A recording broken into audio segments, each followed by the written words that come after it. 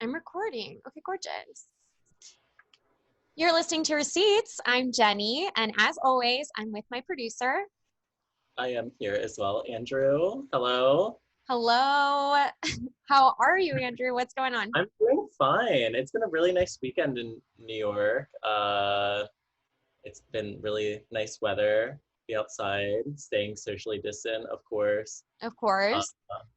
it's been cute. Yeah. That's great. I'm finally coming back. Oh my God, that's major. Truly It, major. I'm terrified about the flight and the airport. But yes, after that, I'm very excited to be back in my apartment that I have not seen in almost 6 months. that's like insane to me. When you told me, yeah, 5 months, like that, it's been 5 months already of quar. Yes. Yes. Yes. And like more than 5 months that I've been living with Jeffrey and like various families, never just the two of us, but like moved in because of quarantine. So you It's and Jeff. beautiful.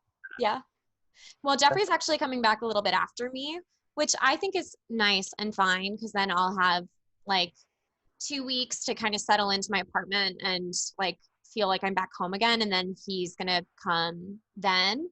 He's really just trying to avoid being in his apartment, which is tiny, working from home with his roommate. Like they'll be two on top of each other. So he wants to spend a little more time here. And I'm ultimately leaving because they just announced that film production is back on in New York City. And I'm like, if I can book, I better be back. you, So wishful yeah. thinking. I'm Gotta like, get, honey, yes. yes. I'm just like, okay, I know all the commercials want to be filming again, considering we've been watching the same commercials or the sad ones that were like filmed at home for months. And I'm just ready to like, you know, be the Right. face of a fast food or a beer or a whatever I To be possibly can. the face of post-quar. You Yes. are the, Yeah. yes. Yeah. I want to be the face of please buy things again. Oh my God. America. I recently just, I was on your website recently You were? and yeah, You were on my it website? was the Burger King commercial with Yeah. I love that. That was so good. It was Thank quick, but you. it was fun. You nailed Yeah, it. I was it was for chicken tenders, Burger King chicken tenders, and I was in a mall in New Jersey, just dressed up like a staff member, but Yeah. like nondescript, wasn't clear who I was working for, getting people, random people on the street to say juicy, tender, and crispy. I was trying to And get people to say yeah, crispy, tender, and juicy about the chicken tenders. So they were and all just like random people who didn't know that they were going to be talking about chicken tenders. And then they all had to sign releases afterwards. oh my God. They ultimately did say all of those words. And Ultimately, they said all of those words. And I had an in ear, like I was a Secret Service member. Like the director was telling me who to talk to and like what to do. And he was trying to get me to pester the Chick-fil-A people who were like adjacent in this food court. He was like, go get the Chick-fil-A guy to say that the chicken tenders are good. And I did try to do that. And then the manager told me I had to stop. wait, they wanted you to get someone dressed in a Chick-fil-A Yes. uniform, Yes. To compliment the chicken tenders. but they couldn't be able to say that like they couldn't be able to air that. No? I mean, you can air that. I think there are a lot of different like legal like things that you have to deal with if you do that, but which is why there aren't many But they commercials wanted where they announce the competitor, but it is definitely something you can do if you're willing to pay the money. And that wow. was something the director was hoping for me to get footage of.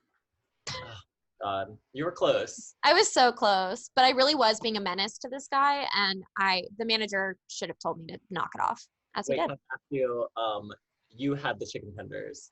Yes? Yeah, And how were they? Were they they were crispy and good, but I'm not sure if they're exactly what they sell in store. oh, okay. I do like their okay, this is like not even me at this point. The chicken fries. Oh, yeah. I don't even They're know what that is. no one does. It's uh, unclear. but they are great. And I do like their fries as well. I Sorry. know.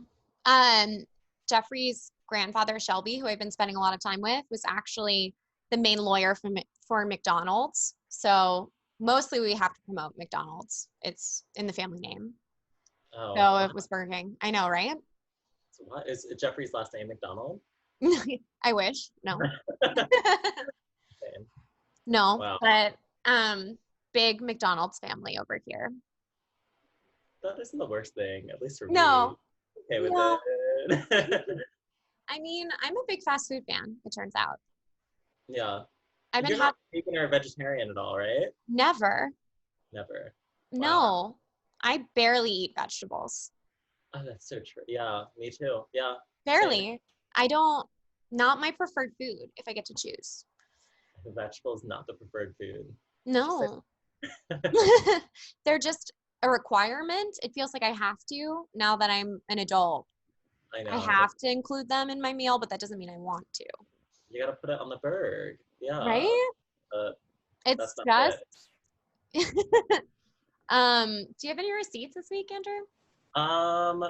Do I? I don't believe I do. No. That's gorgeous. You have any? I kind of do. Sarah, who's Jeffrey's mom, was like, "Will you use my receipt on your podcast?" And I was like, "Absolutely, Sarah, I will." So she has been trying to get a hair appointment for this very fancy salon in LA. And this guy is known for helping women who are graying just go gray fully. So if you have dyed your hair over the years and you've tried to hide the gray, he helps you have a beautiful gray so that you don't have to get your hair dyed anymore. So he like dyes what has been dyed the same gray that your hair will eventually be as it continues to gray. And people pay a lot of money for this. Yeah. Yeah, it's a very like boutique, like niche thing that he's good at. So Sarah emailed and she sent a very nice email being like, I haven't had it colored since early March. The roots are obvious. I'm aware of the cost of an appointment, smiley face. I live in Phoenix and would be happy to come to Tustin, assuming we can all be safe as possible. She sends this nice email. He replies, hi, thanks for contacting me. I'm not taking new clients anymore. I have a full schedule and unfortunately I have no spots left for new clients. I would love to recommend someone expert in this transformation, but unfortunately I don't know anyone who does what I do. Jack Martin Salon. He doesn't know anybody else that does what he does? I just love the, I don't know anyone who does what I do. Just Not, just like, what a dickish line in your email. Like, I wish I could tell you someone that you could go to, but sorry. No one does what I do. No one can do it like I do it. Yeah. Oh so my God. Like, so what is she going to do? She's just like, I guess I'm going to just let it go gray. See what happens. I love her gray streak. I think it's very chic. It's like Stacey London from What Not to Wear, if you remember. He might be doing her a favor. Yes. Long term. Yeah, in the long term, I don't think she necessarily needs to go to him, but I understand because women are so like, or everyone really is very like, hair is so like vulnerable a thing. Like a bad haircut can be life ruining. So I understand that she really wants to see this guy. Yeah. But he's a dick. So I guess she will never return to him, like even in the future. I probably not. Wild. Probably not. And he's just like, I'm not taking new clients. Oh God. There's no space for anybody. No new friends. Jack Martin Salon. Call him out. I am. I'm dragging him on this podcast. Wild. Wow. Very wild. Of no one to turn to. Yeah. So, luckily though, we do have a wonderful, extremely chic guest on the pod today. He's very funny, huge fan, and also Conan loves him. So please welcome Moses Storm. Hello. Hi, Moses. Jenny. Hi, Andrew. Thank you guys for having me. I came on a little late, but you said you are auditioning for commercials presently? I would like to be. I have not been called in. I have not been called in for anything, but I did see the news that New York is allowing film production again. I saw that article and I was like, I must book a flight. Okay. It was a little psycho right after, like maybe 4 days before everything shut down in March, that car commercials immediately came out with their post-corona ads. Yes. It was like, we know times are challenging and you'll be staying inside, but to get you inside, here's a car. it's a little scary, the turnover, the amount when everyone was freaking out that they were able to section themselves off from any sort of human emotion and be like, okay, so how do we flip this? Right. So How do we use this to sell some cars right now? a In a camera. moment when we don't need cars. Right. It was all the luxury brands too. It was all like, it was Lexus, it was Infinity. That's what I want to do right now. I want to buy an Infinity. Absolutely. You want to spend your government stimulus check and I want to spend the last money I will ever make yes, on an Infinity that's going to sit in my garage. that you will never take anywhere because there's nowhere to go. Yeah. Yeah. So yeah, and then the commercials they are shooting now are pretty sad. They all have to start with like, we're open and we're safe. Right. None of them sound fun. No, I actually rejected. I didn't submit for a beer commercial that was about golf courses being open. And it was like, please drink a beer on the golf course. Like, go to the golf course, buy our beer, have fun. And I just morally couldn't be involved with that. Not that I booked it, just because I was like, I don't want to be the face of the elderly going out to the golf course and getting coronavirus so that they can drink a beer. I just don't want to be. This is a bad time to tell you that I've been doing a Carnival Cruise commercial. I'm currently shooting that. I'm on set right now, just kind of phoning this in, trying to get people back on the cruises. Right. I am seeing like Sandals Jamaica. They're like, get back out there. Am I being wild thinking that I might book a commercial right now? I just am so, I would love to be back on a film set. I would love to. I was pretty against commercials. I mean, you do. I mean, I first started out, but then I was like, I just can't anymore. They're just the audition. The money is great. Right. But what you're being paid for, you're really overpaid as a commercial actor. But what you're being paid for is all the shit that you eat before you book that first commercial. That's driving an hour away, sitting and then saying the most humiliating lines, fake eating. Mm-hmm. The people that are casting directors for commercials are some of the meanest people in the world just because they have to be. They see thousands of new actors that have never done this before. So every time they give you a note, they say it like it's the 80th time that they've told you. No, and then you hold the fake steering wheel and you look out to the left. And that's the first note. Mm-hmm. So they are a true hellscape that make you feel so terrible about yourself and are such a big time suck. Like the time I spent driving around to hawk different things, I could have been making a thing that would make me never have to do a commercial audition again. I also did receive backlash for one commercial I did. Really? Yeah. What was the backlash? I think this I might have receipts for. Really? Okay. Pull them up. Okay. In 2015, I was doing a bunch of, I hate the term, but social experiments. It's usually like what people say after they get caught saying the N-word on a podcast. Let's not do that. No. This was I did this thing where I had a birthday party at the LAX airport. So if you wanted to come to the birthday, you had to buy a ticket or whatever. Okay. Yeah. And were people actually buying a ticket to come, or was it really just? It was like a Facebook event that a bunch of people thought was a joke, and then it actually did it. And then the video of no one showing up, and then the people that did show up ended up being a successful video online. Okay. So this sounds like something you would have done, Moses. Yes. Yeah, these I are things I did. It, but you did this for sure. And then I lived in an art exhibit right after that was open to the public 24/7 for 2 months, where I stayed in this essential loft and people would come and watch me shit, shower, shave, all of it. Wow. You have a lot in common with Shia LaBeouf. The same thing. we are one and the same. So then after that, people would reach out with interesting opportunities. And I went in to read for a Burger King commercial that was just like, wow, this burger is great. And the people that made that had already seen my stuff. So they were like, hey, come back in like 2 hours. We want to try something. So I didn't know what it was. It was all under wraps. And then I ended up booking it, but not booking the actual commercial I went in for. So I show up to this set and they're filming a Burger King commercial already, which is the one I auditioned for that I am not in. And, everyone's like, this, whatever the lines are, this burger's great. And I'm out just walking around at the craft service table, and the director and the ad agency that had come up with this idea that is still under wraps is like, you get out of here, go, get back in the trailer. Because they didn't want the client, Burger King, to see me and know that we were shooting this commercial secretly after this dummy commercial that was never going to air. Yeah. So my commercial was the real commercial, but they had not approved this idea. This is insane. So the idea, and it's not that litigious at all. Essentially what it is there's a whole story about this online.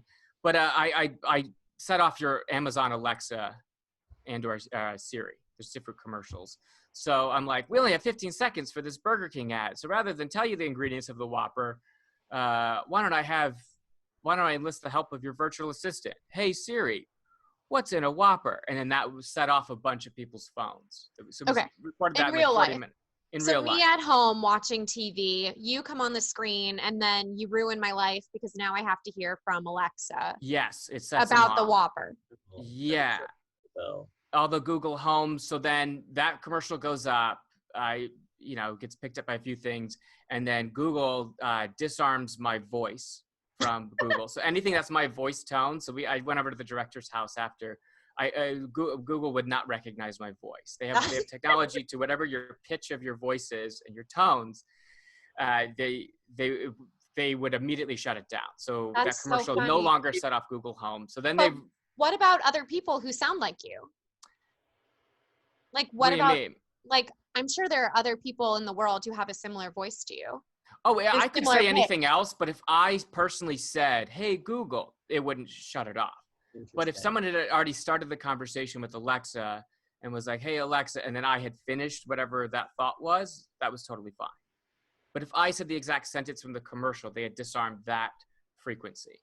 Wow. So then we re-recorded one, and then they pitched my voice up. They just made it higher than it already is, and then that was up for 16 hours or whatever, enough to get enough hate, where people were boycotting Burger King. Matt Lauer called me invasive on the Today Show. Wow. Matt Lauer, of all people to call Matt Lauer. Yes. I have a receipt of that. I have the video evidence of that. Oh my God. And that was the last commercial I did. I was like, well, that was fun. That's a way to go out. That's a huge way to go out. Yeah. After that, it's a little bit like, oh, this guy is blocked by Google. Right. We got to be careful using him again. But now, I mean, I would do another commercial now. Absolutely. Just why the ship's sinking, I'd do it. Yeah, I'd love for you to book. I support it. Yeah, I'm putting it out there. That's so funny. You're like U2 putting their whole album on all the iPods. Yeah, which was received so well. Yes. Equally beloved. A little bit on the same subject, but there was a second celebrity video where the celebrities take responsibility for racism. Yes. And it's the same type of thing of like, how did you not understand the fallout from the Imagine video? Right. Why did you think this would be better? How rich and how successful you have to be completely detached from the fallout of a video. I think this sounds horrible, but it's just like, as a celebrity, you have such a big platform and you're like, I need to do something. I want to be helpful for this cause. But the most helpful thing is using all of the money you've accrued by being a celebrity. Absolutely. And donating it. It's really not necessarily putting your face saying a script. That's exactly in black and white in a video that you hope will go viral. That's exactly it. These people are addicted to attention, but they also want to do well. Right. And they can't see a world where they could help, but then also not be praised for it. Like a lot of celebrities cannot accept that they just need to be extras in the movement. Right. You just need to be out there. You don't need to be holding the bullhorn. You don't need to be in the picture. You could just be the number of people out there that makes it 750,000 people on the streets. You just need to be a body. Right. Or use your money and shut up about it. Or amplify activist voices. People have been doing this work for longer on your platforms, which people have been doing, and I like that a lot. Like Selena Gomez had a ton of different Black female activists take over her millions of followers on her Instagram. And that was very cool. She used her platform to introduce her followers to people who are already doing the work. And it wasn't about Selena. You don't see Selena at all. It's just, That's the way to do it. that's Yeah. awesome. That's so cool. Yeah. I'm a big Selena Gomez fan. Was it any of the Side note. Selena apologist. I like her. same celebrities twice that did the Imagine video and then the apology video though? I feel it wasn't like they didn't make the same mistake twice, any of them, right? No, I think it's No, it wasn't the same different. celebrities. No, but they were all just vague enough where it's like, I think I've seen that show. Right. You know, Yeah. There's people a Venn that are diagram. around. Venn Yeah. diagram, they don't overlap. Oh, no, People exactly. who are- That's the Imagine video. It was like the most wildly different people. It's like Will Ferrell and then this singer you've never heard of. Right. Some No really dumb- crossover. And then who was in the apology video? Like, wasn't like Stanley Tucci in that video? Justin Trudeau. It was all white people. Jessica Chastain, right? Yeah. Aaron and- Paul was the main Yes, one Aaron who Paul. really carved some time out to really do some scene study on the dialogue. He was off book and he was emoting and he was pushing. I mean, there aren't a lot of acting projects right now. So No. if you're gonna do this bid, you better commit to using I your think that's craft. what we're seeing also. We're seeing celebrities without their handlers because they can't, there's no job for them. So there's not these people are not around them constantly telling them what to do. And it's just, I don't know. I noticed myself going a little crazy too. And I don't have handlers, but you need an activity. Everyone needs a hobby. You need a pointless hobby. So you stay offline and you stop inserting yourself into conversations or getting Right. unnecessary fights. Do you have one, Moses? Any new hobbies? Yeah, I do. I have a hobby that I probably won't continue to do. If I was this bad at anything else, I would have quit this by now. But I started trying to do things that match my face. So I started surfing. Okay. It's something that people have presumed I do. Right. Just They see based you on and they're my like, overall terribleness. yeah, definitely you And- look like you could serve. And people in the water think I can surf too. And I'm so bad at people get disappointed. So people will get out of my way when I first get out there. Because a lot of people are surfing now because it's, everyone's out of a job. And so people will get out of my way because there's a whole lineup and hierarchy in surfing. And then they'll see me try to get a wave. It goes bad. And then they'll be like, well, okay, well, that was awful. And then I'll do it again and it'll just eat shit. And you see them slowly get very disappointed. They'll be like, this guy's face lied to us. Yeah. I thought something else. His everything live. Are you hurt? Are you okay? But it's a lot of fun, and it's very hard for me because I've also taken friends out that have never been before, and they get up immediately. And so you it is. can't? No, it is. I am getting up now, but for the amount of time that I've been putting into it, I should have been way better. or quit by now. But it's great. That's I'm a good having a great activity time. though, because you don't bring your phone. Really good way to keep yourself away from making misinformed social media decisions. Absolutely. I will break my phone. And you have to socially distance. You're in the Right. water. I mean, it makes you stupider, which is nice. It's nice to be stupid right now because you don't know what's happening. I'm just getting baked by the sun it takes 3 hours to get out there and kick around. That sounds nice. And then I've been watching surf tutorials, and a lot of surfers are too dumb to teach. But they don't know that until they're already recording the video. And then so you'll see them in real time be like, all right, so today we're going to talk about going down the line and catching like an unbroken green wave. And a lot of people, like, they'll just like wipe out, and you just got to like keep, I just like keep you got to keep doing it. You got to get time in the water. You got to get more time in the water is the advice for everything. So that's been nice. Really comforting. That's all I've been really doing. Nice. I've been beading. My silly hobby is beading. Yeah, I'm making purses here. Yeah, you gotta clarify. Yes, show this on the podcast. I will show We have some beads coming up. Andrew, do you do anything? Beads. I'll look at that. I made this. It's amazing. Thank you. That's incredible. Thank you. And There's a really amazing designer, Susan Alexandra, who makes these purses, and they cost $300 to $400, as they should, because they take so much time to make. So I fully support her in pricing them however she wants to. But now How I'm much is the making my own. bag that you just showed us? This? It's Do you a want to buy beautiful it? bag. How much did you No, but Are I you do want to surprised? know the time. Do you want to buy a surfboard that I wiped out on? It took me like probably 10 hours to make. Okay. We're in the same level of time investment where, yeah, this is how Yeah. much time I have put into just daily going out, getting everything ready, Yeah. hosing off, finding parking. Do you think you'll continue this after quarantine? Do think I will continue, actually. It's really calming, and it's nice because I can do it while listening to a podcast or watching TV. So it's something to do while I'm also already kind of zoning out, or Yeah. it's very calming in that way. And I like having something to do with my hands. Would you consider selling? Would I consider selling them? Yeah. I've had some friends ask me if I'll make them for them, and I will, and they just have to pay for the supplies.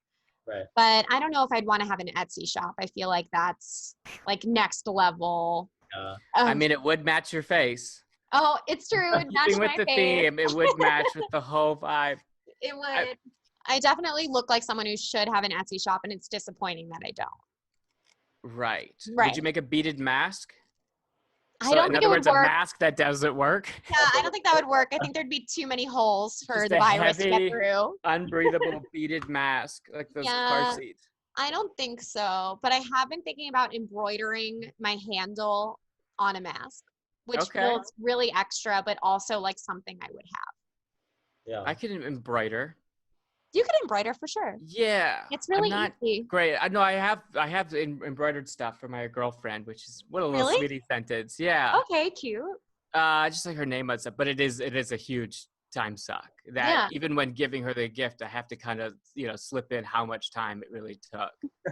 Right. Like, a little misspelled, and it's not, the K is not perfect, but it's just a lot of time. That's very sweet. So you have a girlfriend. How long have you been dating? Well, that might bury the lead a little bit, but so this is dating. This is receipts. You asked me to bring receipts in. I did. And I wanted to bring some Tinder receipts in because that, what a hellscape that was. And I've only been on one Tinder date, actual Tinder date though. Okay. Right. And I'd heard all the horror stories before, and up until then this is a while ago too. So the Tinder wasn't as popular. It was much more looked down upon than it is now. And I went on one Tinder date. It was not even a story. It's maybe 6 years ago, and I've been with that same girl ever since. That's a Turned out to miracle. be, right? That's a miracle. You've been First blessed, Moses. And last Tinder date. That's hope. amazing. Yeah. I Which hope never it's happens. Never It is again. very annoying to tell people that. People get very annoyed at me already. Of course. Well, most people, when they turn to Tinder, are only going to find tragedy. Right. So, and it's very much a fuck around app. And I think if you're on there, I would be interested to find out what people are single now think. But I think if you're on there looking for a 6-year or longer relationship, then you are in the wrong spot. You're in the wrong. right. But- That might not be the app. Oh yeah. What Andrew. happened on this first meeting that really set it off? So we were both in terrible places and the best place for each other at the time, if that makes sense. So she was just getting out of a longer relationship with an older guy that they were very serious with, and he might have cheated. Oh no. Not my story to tell, but Mhm. and I was just leaving that insane art exhibit that I was living in. How long did you live there? 2 months. Okay. 2 months without leaving. It was like a quarantine, but a bunch of people came in and Watched watched me live. Yeah. Yeah. And it was in a very rough spot because I'd gone through a really bad breakup right before going into that. And that reason I went into that was definitely the breakup. Really? The way that you wanted to heal from your breakup was letting people watch you eat, sleep, and shit. Yeah. Yeah. That's a little, When that's you a say little, it out loud, it sounds bad. But that's a little essentially, no, that extra. thing fell apart because I wasn't ready to really commit to her and be around someone Mhm. 100% of the time. I really value my own personal time, personal space.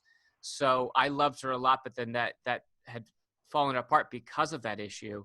So then that project was a way, I was wrapped in a joke and many levels of meta-ness and not letting myself be honest with myself. But the idea was to get over that hump. If people were on me constantly, then it would break that pattern of behavior to just give that up. And I don't know if it was No. to prove it to her, but it was to prove it to myself that I could do that. So yeah, I was in a bad spot, but also not looking for anything. It was Tinder. It was nothing. I was on the app to legitimately mess around because a friend had also just gone through a breakup. So our solution was to go through Tinder and just send like funny messages, just fuck around messages. The saddest messages that we could think of. Okay.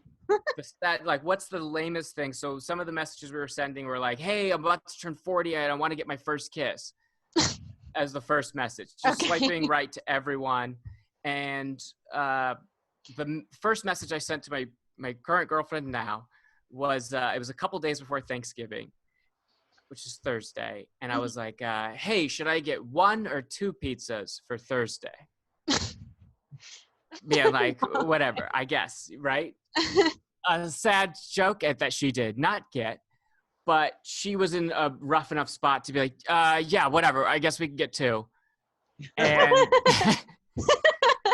And, and it was such a low stakes thing going in where no one was really looking for anything, that we were able to just talk like human beings, mixed with the fact that now in hindsight, it's like, oh yeah, there's 2 very compatible people to each other that are the yin and yang to each other, that have the parts that I'm missing, she has, and maybe some of the things that she wants are maybe in me. Maybe that may be putting too much on myself, but we have talked about that. That's beautiful. So yeah, well, we went to a restaurant and everyone at the restaurant knew her. How? I'm so confused. So she shows up 20 minutes late. She comes into the restaurant. The host knows her. The chef from the kitchen comes out. And I'm just like, okay, I guess it's just like one of these people that's like a mob boss or something.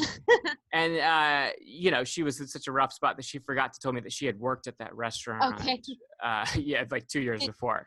Did you pick the restaurant or did she? No, she picked the restaurant. Oh, she picked the restaurant but played it off as like, I don't know, I guess we could go here. Right. Yeah. And then that's very silly. Yeah, I had seen her at one of my shows before, but never said hello. I mean, she was on a date, so there was that. So also familiarity. Been on a date to see you do stand up.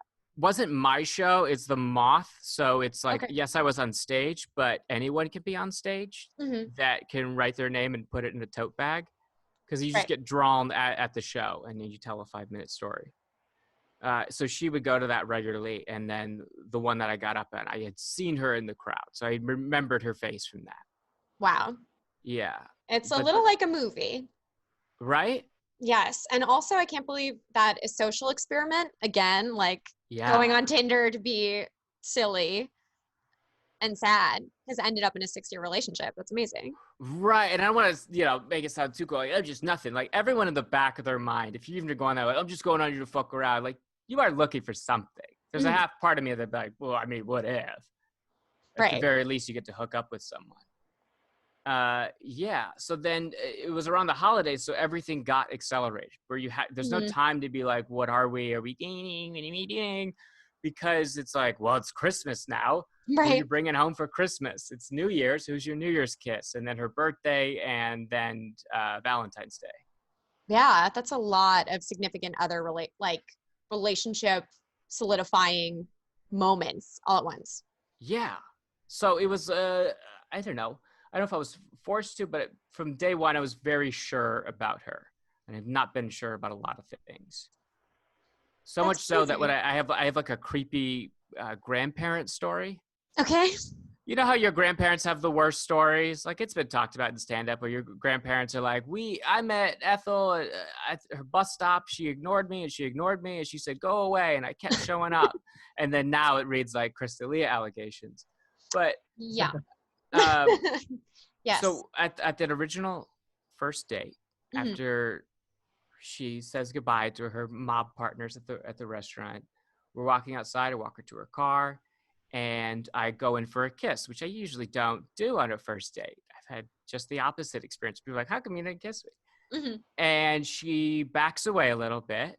And then I go, hey, come on. We had a nice time, which sounds like I'm reading this in court. Yeah. And she goes, and then I go in for another kiss. Now that is ill-advised. It worked out, but don't do that if you're a human being. Yeah, I think if the first kiss doesn't go well, the first attempt at a kiss doesn't go well, maybe don't try again.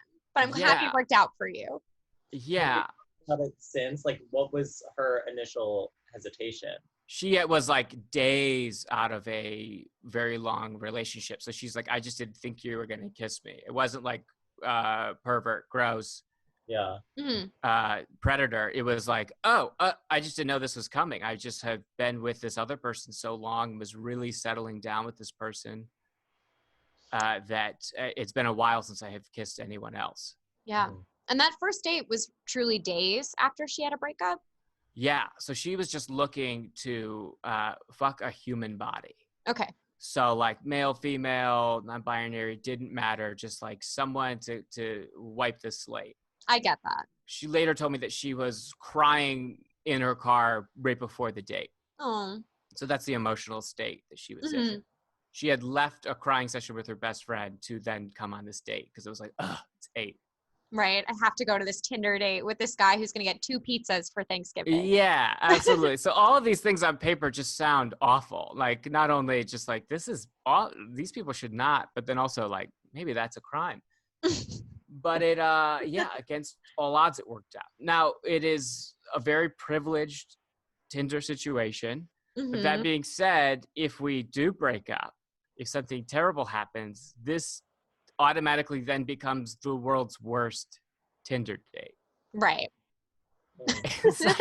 Like some people have like, yeah, he was a creep. He made me listen to his music he produced. And then he dropped me off, 6 blocks away from my house. But imagine being like, okay, well, I got emotionally invested in her for 6 years. Yeah. I've never thought about marriage, but I don't believe it, but I do believe in her. So I would definitely marry her in a heartbeat.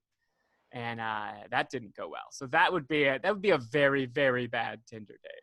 Yeah, either the worst or the best you've got going on right now. Yeah. It's going one way or the other. Yeah. So what's the last time that you were on Tinder? I was on Tinder very little. I don't think I've actually ever gone on a Tinder date. I went on to swipe for the game of it because it's fun to do that. I'm swiping right, I'm swiping left. This is fun, but I never found the messaging to be that exciting on Tinder. I did go on a bunch of Hinge dates, and those. And what's the major difference from Tinder? Because Tinder's fun because you get to physicalize what we do in real life, which is like no, you, right. No, yes. So what is Hinge for the uneducated? I like Hinge a little bit better because people have to give you more information on their profiles. So you know a little bit more about the person than you do by looking at a Tinder profile, at least in my experience. So just more lies. Yes. They're just there's more boxes to fill out lies. Well, right. I think that with Hinge, it's like you are forced to answer questions I feel like are actually good questions for the most part. And if you're not like answering like a question like in a fun way, then like it shows that you don't actually care. And so like why should I care to meet up with you? So there's like a set pre-recorded like interview questions, and you can kind of fill it out with a paragraph, not just like, I don't know, popsicles. Yeah. So you can do like one word or a sentence, but But they're like some people, like I've seen like Hinge profiles that like they'll put their answers as just like periods. And it's like, they're showing you right now, they really don't have a personality and they don't care about anything. Yeah. Right. They're not using the app to actually meet another person. for like dating purposes. And you can get a sense of that right away based on how people are responding on Hinge. And they make it a little easier to start conversations too, because people have to put in responses. They can respond directly to something that you said. So if I wrote that my first crush is Leonardo DiCaprio in Titanic, which he was my first crush, then the person can respond to that. And then we can talk about that at first. Yeah. That's how I like to strike up conversations with women, is like other guys that they find attractive. Right. You know, it's a hot in for me. Hey, I could never be him. Okay, so yeah, it's a little more to go off of, because Tinder, it's just there's no room for transparency. There's just it's your photo. I liked your photo. Right. Am I attracted to you, or am I not? Right. Based on the best 4 photos that you chose of yourself. Yeah. And a group shot for no reason. A lot of the bios are, I don't know how to write these things. Yeah. Yeah, which is like, okay, well, no one does. It'd be insane if you did. Right. Hiking, surfing, my dog is my friend, or something. Absolutely. So I got back on Tinder yesterday Mm-hmm.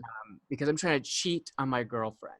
I was trying to pull up receipts for this, and because I wanted the first messages, of this like pizza talk that I thought I was killing it at, and then later realized she did not understand and was in a wine coma between tears, just trying to, find a human body. But so I guess there was a hack of, I wasn't able to access the messages.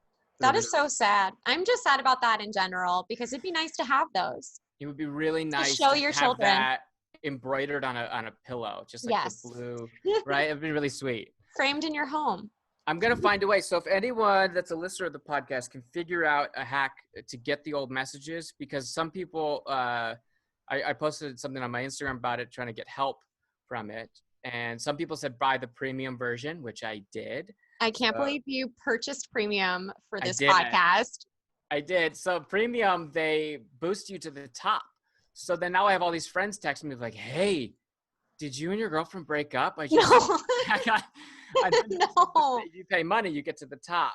And it has gotten much grosser in that they've added a paywall for a lot of things. So now Tinder is profiting off of just desperateness. So I think if you're going through a rough time, you would be more inclined to do the premium version, the gold package, because you're going to get boosted to the top. So you're paying to essentially, fuck another human being in a very indirect way. And they're preying on people that are in a desperate spot. So it did feel much grosser being on there the second time. Some people said go onto the desktop version of Tinder to access old messages. Okay. Which, what a hellscape that is. That's scary. It's because a really lo-fi version of Tinder shows up, so it feels even colder. Yeah. The phone is very natural to swipe on, but to click no on a human being it feels so much worse. That's atrocious. It's not integrated to your desktop at all to a web page, so it's very clunky. Oh my God. It's very scaled down. It's like watching a surgery show. You're that's what a human body is. So that's another way, and that also didn't work. So right now, if I go into messages, let me pull this up. I have the desktop version. I have 2 remaining super boosts, by the way. Oh wow! Don't spend them all in one place, Moses. I'll boost it when this episode drops. So are we thinking Thursday? We're a little bit behind. We're releasing a little bit. Okay. I'll tell you, Moses. When this episode drops in 10 years, I'm going to use one of my major super boosts so you guys can find me on here. Okay. And message me. So anyone I've been matching with, I'm now just asking advice for. So you're messaging people on Tinder right now? Absolutely. Okay. Absolutely. Well, you're paying for a premium, so you better be using it for something. Yes. Real high age range. And I might find my actual future wife on here. Oh, God. It's starting the same way that I started my first Tinder relationship, in that I'm really not looking for anything with anyone, sending them essentially joke messages. And I don't know. Yeah. I have a date tonight at 8. No. No. Yeah, be careful, Moses. Yeah. Because it's worked too well for you before. Too well. Yes. Yeah. So I would be interested to hear, one, how to find those messages. If anyone is currently on Tinder, meaning like, how does that work in the quarantine? Right? Like, we're all kind of in relationships here. Andrew, Oh, you on not blast? weird. Oh, yes, I'm being put on blast right now. I'm like a quarantine friend right now. Okay. Someone like I went on a date with from Tinder a week before quarantine, and we just been goofing, you know. Very important timeline though, a week before. Yeah. Because it does add this other sad level of Tinder now that you're willing to risk your life and Right. maybe your family member's life to essentially go on a bad date with someone. Yes. Oh no, it's insane. Yeah. To like witness people like on the street, like clearly on a first date, you know? Yeah. You're risking it all for this right So now. that means that there's burning cars and the most civil unrest behind you. You're at a table, then there's a bike lane, and then there's a server that's bleeding out on the ground that just got hit by a city bike. Right. And your lobster's cold. Yeah. And that's what you're gonna complain about. Yes. You gotta risk it all for love. Is there another conversation that has to happen now? Because essentially you don't get the awkward conversation until you're about to have sex. So like, hey, do you have anything? You can wear protection. Yeah. But now you have to have that up front. Yes. Of like, who are you quarantining with? Yeah. How long are we doing these social distance dates? And then like, oh, okay, I guess we're exclusive now. Are we opening up our pods to each other? Because I don't think you can really do that unless you're not seeing other people. I guess it's kind of scary to be like casually hooking up with multiple people right now. Right. Also, when you're on a first date with someone, you're meeting a liar. You're meeting a liar version of themselves. You're obviously in a bad spot if you're looking for someone. And so if they're lying about like, yeah, I like hiking, you're probably lying about not having the antibodies. Yeah. I also don't know if the antibodies last long enough too. That's something we don't know about the virus. You can potentially get it again. I want to go on a first date with a virus truther, someone that's like, COVID's fake, it's a Polish hoax. That's the person I want to go out with. No. A QAnon person. No. Yeah. And then arts also, so let's say you do make it that far. You go on a date with someone, and wouldn't they also be dating around in the same weeks? I mean, imagine you'd be going on other dates. I think the best way to do it is Jane Austen style, where you no touching, stay 6 feet apart, wear your masks, do very quaint, cute outdoor dates, do a lot of those until you're willing to like take the risk and not see multiple people. On sort both of a 40 ends. days, 40 nights, Josh Hartnett situation. I think, but I mean, I guess I'm in a very privileged position of having a boyfriend that I've moved in with. No, You know, quarantine, like I did go like on a few like FaceTime. Oh, please tell us this. Please say everything now. How was this? And I was just like, it was weird. It literally, honestly, it was the best case scenario because like I liked being on a FaceTime date because I could literally just be like, okay, I need to leave right now, and I don't need to like, be like, okay, it's like a 30-minute train ride home or anything. It's just like I can leave and already be in my apartment, and like I don't have to think about anything. right. And so like the second that I was like, okay, I'm over this, like I just like made up a lie and was like, okay, I'm out. See ya. Right. Like I have to cook dinner. What's the lie you used to get off of like FaceTime or Zoom call? My mom's texting me or something. My friend, this is like texting me something crazy right now. I need to like, hey, my mom's at a pizza restaurant. She's screaming about Q right now and John Podesco. Okay. Yeah, exactly. And so like you have like this easy out. Yes. Yeah. But like okay, and then have you? I mean, was there any follow up with these people, or just like, yeah, that was the FaceTime call? And you're just like, I mean, if you don't like it, then the other person probably doesn't like it either. So it's not like any hard feelings. So that's how I feel about Zoom stand-up shows. Yeah. It's kind of like, it's all low commitment, kind of. Just like it's no one had to commute to get there. You're promising each other maybe 30 minutes of your time. Like pretty low commitment first dates, although everything is a little more awkward over screens. And first dates are already kind of awkward.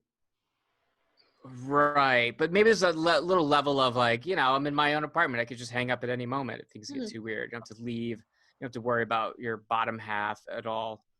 Exactly. Right. Like, Wear whatever you want on the bottom half. And, yeah. It's so weird because after you send like any message to anybody on a Hinge, they will prompt you with like, hey, do you want to FaceTime this person using Hinge? That's too And much. it's insane. It's like, hey, like what's going on today? And they're like, hey, you want to FaceTime them? Like, yeah. No. They love that. Right. Not at all. Hey, you just accepted a FaceTime. Do you want to move in with them tomorrow? Yeah. Do you want kids? Yeah. I would. So before I met my girlfriend, I was very bad at dating. I don't know who isn't. What an interesting point of view. But I was very late to dating. I didn't start dating until I was 18. We were not allowed to date anyone. We were very religious, so got very late into the game. Was also very timid. I had really no idea how to make any sort of move. I had really no idea what to talk about. I would do like this is embarrassing. I would do a personality quiz. Oh, like Myers-Briggs? Yeah. So this girl that I had a crush on a lot, she came home. She was like my roommate's friend. She said she had a great date with this guy because they'd started out with this personality quiz that he did on her. And she loved it so much. I was like, well, that'll probably work for me. And it was the cube test. Have you done that one? I don't think so. Unless that's like chaotic evil.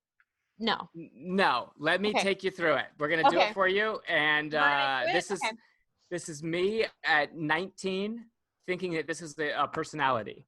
Okay. To be on a date with. So we sit down. I hated all the like how many siblings you have, this restaurant. So I was like, let's skip to it. Let's get into it. It's like who you are. Okay, so this is the cube test if anyone wants to look it up. So Jenny. Okay. First imagine, did you want to look at the menu again, or you know what you want? I know what I want. Okay, great. Okay, good. So I want you to imagine you're in a desert. Okay. And just what does the desert look like to you, first of all? There are a lot of big cacti. Okay. Sand going forever. I want you to picture in that desert that there's a cube. Okay, do you see it? Do you see a cube? How big is the cube? I feel like it's small. Okay, it's a small cube. And where is it exactly in relation to like the ground, the sky, the sun? Like where's the cube? On the ground. It's on the ground. Okay. On the ground, central in my focus. Is it buried in the sand a little bit, or it's right on top? The bottom is in the sand, lodged in there. Okay. Down deep. And what is the cube made of? What material would you say if you had to put a form on it? Glass. Okay. Glass cube. Okay. And I'm reading this off the internet, trying to remember all this. Now, okay, there's your cube. Okay, so now there's a ladder. How long so you see the cube, now there's a ladder. How long is the ladder that you're picturing? Infinite. In this day. Infinite. Okay. Infinite. And where is the ladder in relation to the cube? Adjacent. It's like right beside it? Is it leaning on it? Is it touching, or is it just close? It is leaning on it. Okay. Now that you see the ladder, we move on. Now you picture, so you see the cube, the ladder, and now you picture a horse. Okay. What does the horse look like to you? Is the horse wearing anything? Is it hostile? I could put the horse in clothes. Okay. He's wearing horse clothes. Okay. Okay. I think he's spotted. Pony. Okay. He looks like the horse that I rode growing up. I took horseback riding lessons, and I always had to be on the smallest horse, the pony named Napoleon. Yeah.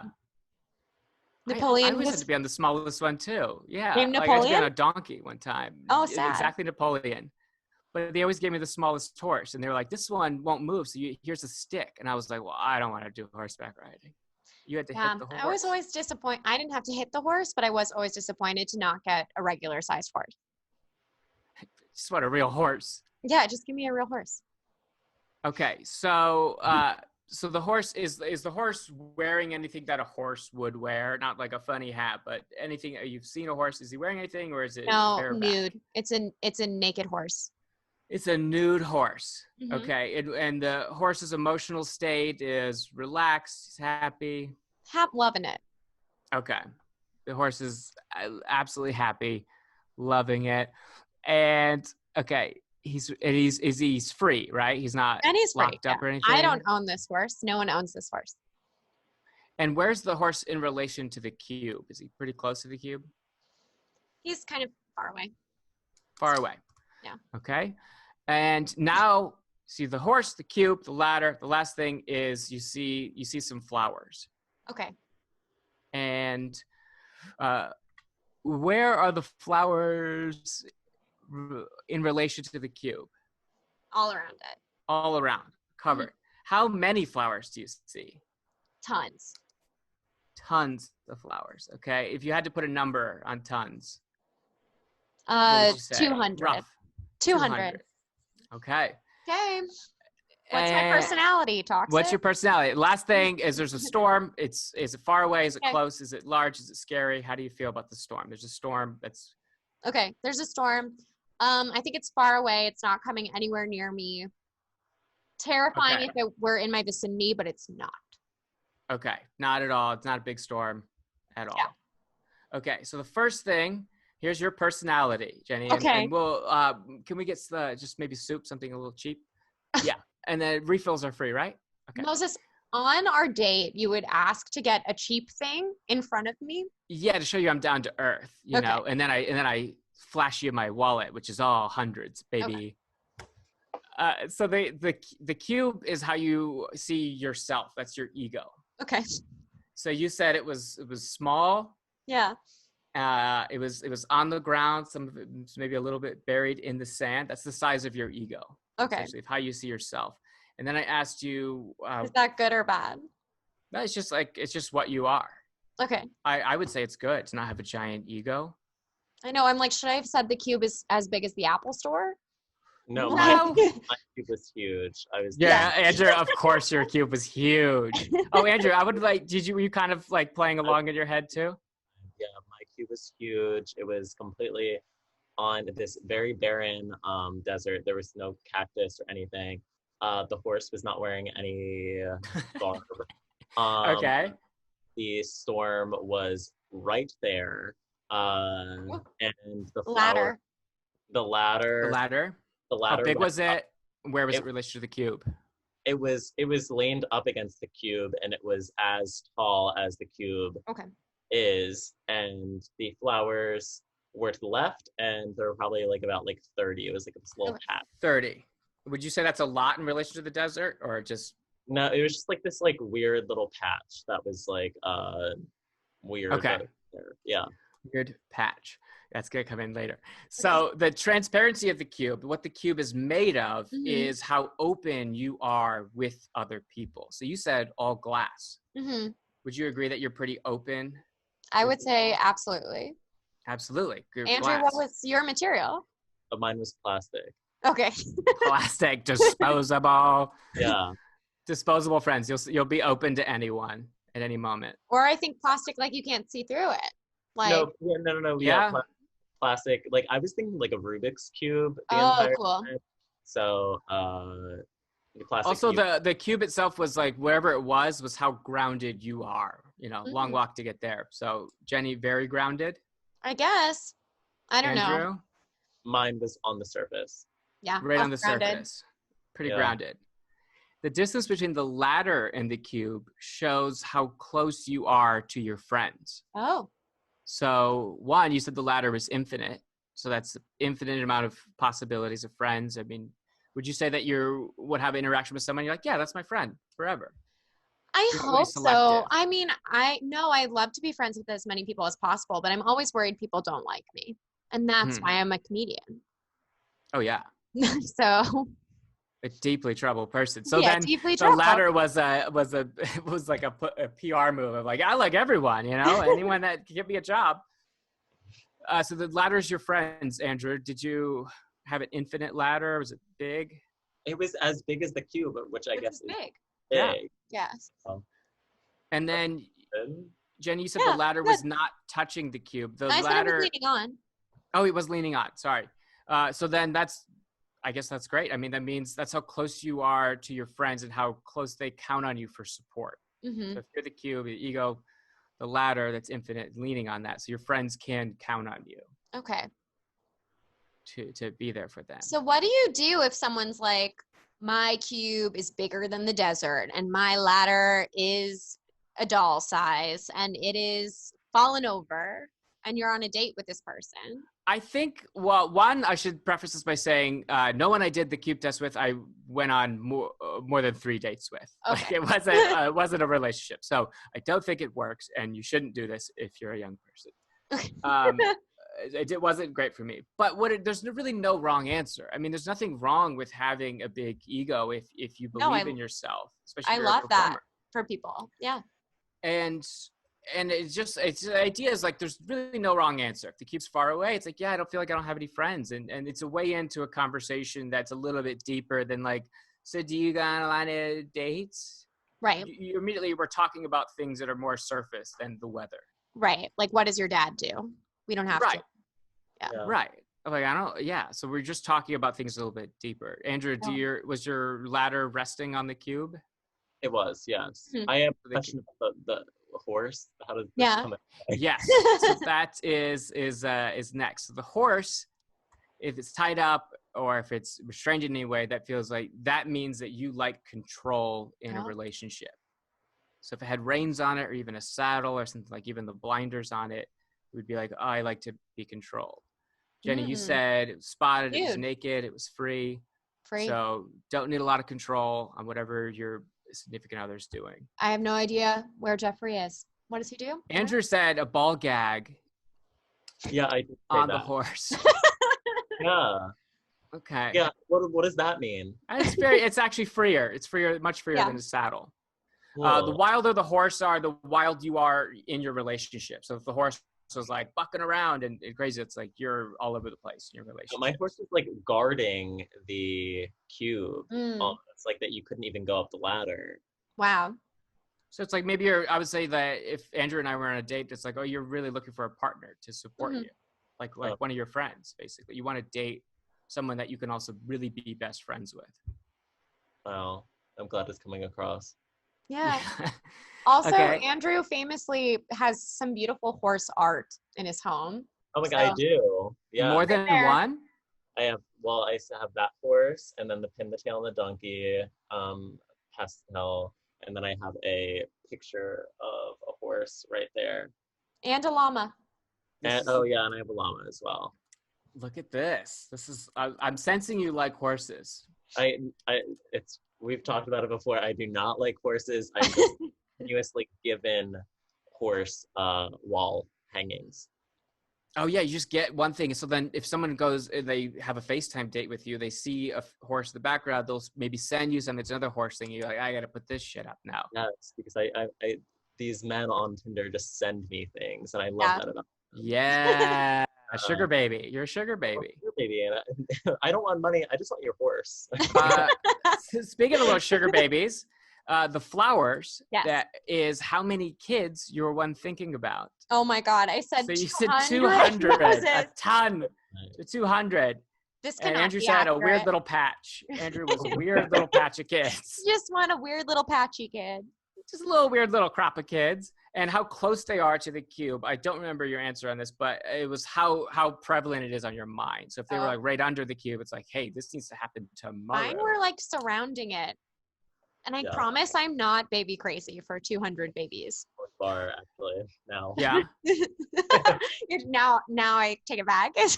No, they're surrounding it. That's not baby crazy. So this last thing we talked about, the final thing was the storm. Yes. And that represents the stress in your life. Okay. How much things you're dealing with, the closer, the more threatening it is, that's the current state you're presently in. So it's not overall like you had childhood trauma. It's like, what are you carrying with you into this date today? How close is that storm? Mm-hmm. You said not at all. It's far away. Mm-hmm. Not even thinking about the storm. Not even worried about it. Yeah. So would you say, like, at least presently today, you're in a low stress Yeah, during this conversation? Super low stress. It's a nice little Sunday, you know? And I can't get concerned about, I mean, in general, I'm very stressed about career stuff, but I can't really think about it at all recently because it's like, well, am I a comedian? Am I not? Am I a beater now? Maybe. Maybe you're a beater. I wish there was a better name that sounded less cancelable. But yeah, you can't say that. I can't say beater. Well, I think you can, but if me or Andrew said it, it might be a problem. Okay. Well, it sounds almost like I'm saying a T. Yeah. Like you're, yes. Yeah.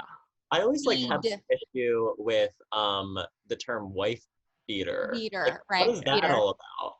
Not good. That's not a good phrase. Because wife beater, I think it is about that style is associated with like gives you the range of motion which is to hit a loved one. Yeah. Yeah. So that's not bogged great. down by sleeves. We should not use that terminology anymore and just say tank top. I'm truly sorry. Awful. Yeah. Stop all other social rights right now. We're gonna we gotta really acknowledge this. Yeah. That's what I'm in the streets for. I think, but I totally know. I will also look at my use of the word beater and make sure that I say beader or say a woman who loves beads. Or much simpler, less confusing. You can say, "Hey, I'm having a mental breakdown." Right. I started making bags with yeah, I'm making purses that I have no use for, that I have nowhere to bring. I'm completely doubting the last 10 years of my life. Yeah. Should have just been a YouTuber. We all should have been YouTubers. Andrew, did we find out where your storm was? My storm is very present, very close to the cube, and I don't want to comment on it, I guess. Yeah, but that's it. So then we're immediately in now to a deeper conversation. Yeah, I think you accelerate the relationship. This would work if we were on a date at 19 years old, for sure. I'd be like, oh yeah, I'm really having an interesting, like, this is something we could even talk about on AIM, which is the thing I was doing at that time. Right. Yeah. It's like, oh, that was deep. You know, what even is God? Well, yeah. 100%. So it does accelerate the relationship. And on all the dates that I did this on, it accelerated it to the point where they were like, that's it. We should break up. We should no longer be doing this. But you might be known as like the guy that brings up this cube horse. I didn't do it more than 4 times, which is, I mean, one too many. 2 times is one too many times. But yeah, I personally enjoyed it. Yeah. More so than just bombing a regular date. I'm like, oh, I feel like I got to know you. Gives you a roadmap at least to talk about something. Right. You're 19, so you're dumb as shit. Right. I brought up Myers-Briggs seriously on dates before.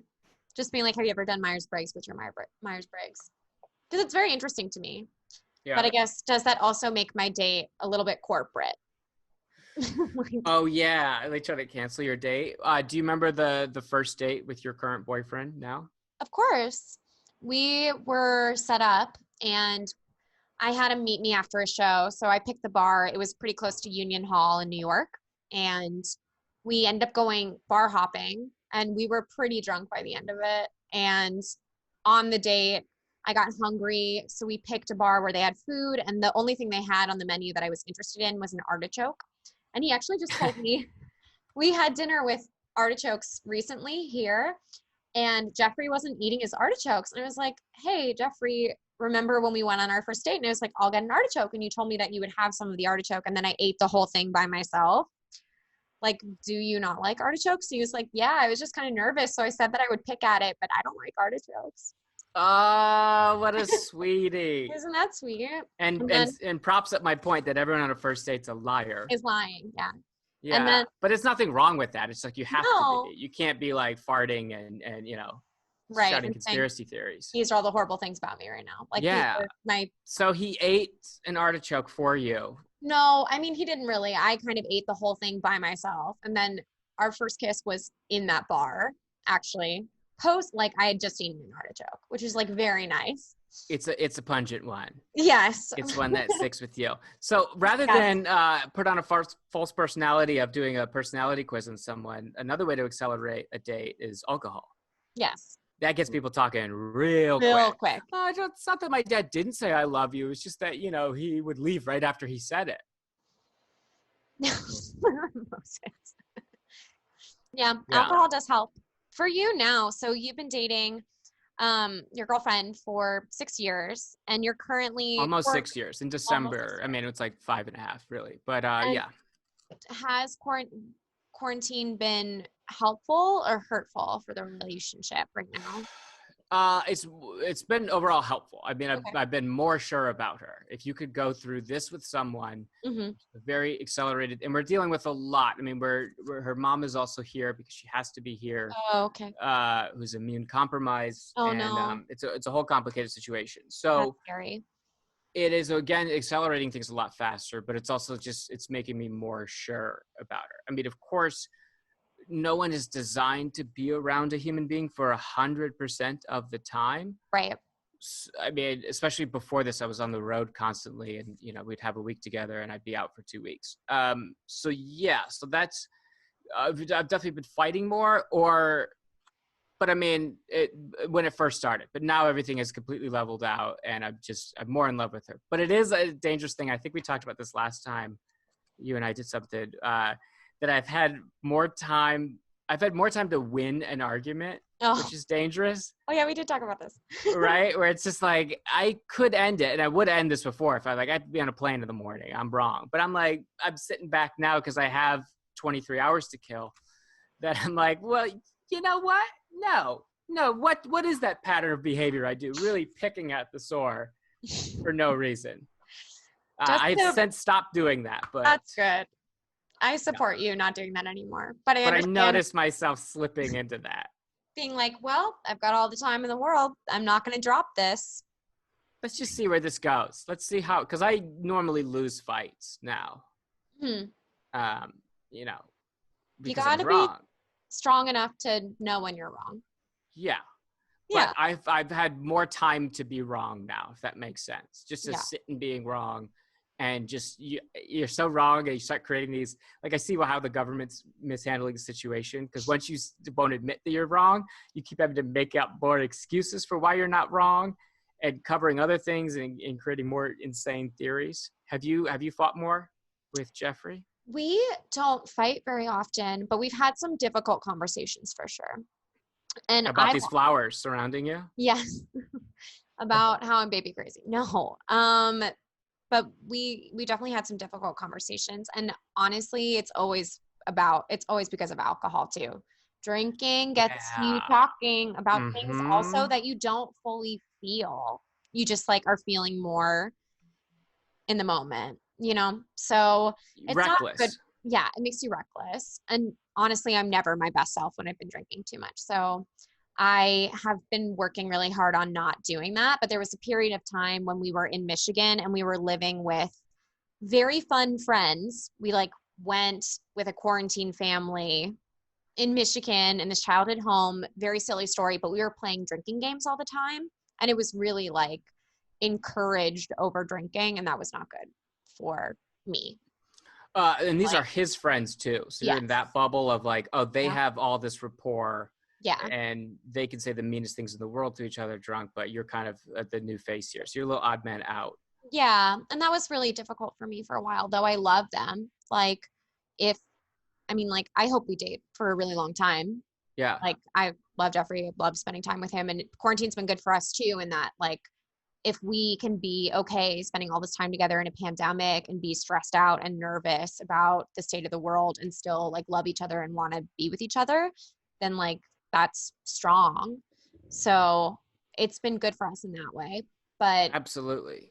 Were the drinking games themselves toxic? Were they just like, get it in the cup? Or was it like, you know, who wants to have a kid? Take a shot. No. But we actually did play this one game called Russian Roulette, where there were I've heard of it. It was shot glasses either filled with water or vodka, and then you had to guess who drank the vodka. That's a toxic game. Oh, because of their face would wince. Yes. If they had vodka. That's fun. We played that. I have time tonight to start a fight with my girlfriend. Yeah, I would love to Sounds spice up the great. relationship, give you guys good date night ideas. I mean, that's great. There's really no one to guess besides me if it's just her and I, but So we played that. We played a game called Vietnam, which also just in principle you toxic. sound terrible. Yeah. Then we played a game called 9/11. Yeah. Very simple game. It's an inside job. Yeah.